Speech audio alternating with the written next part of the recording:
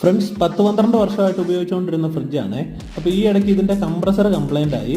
അപ്പോൾ പുതിയ കംപ്രസറും വാങ്ങിച്ചിട്ട് പിന്നെ ഇതിൻ്റെ അകത്ത് ഗ്യാസും ഫില്ല് ചെയ്തെടുക്കുമ്പോഴത്തേക്കും 16,000 രൂപയാവും. അപ്പോൾ എന്തായാലും പുതിയ ഒരെണ്ണം വാങ്ങിയിട്ടോ.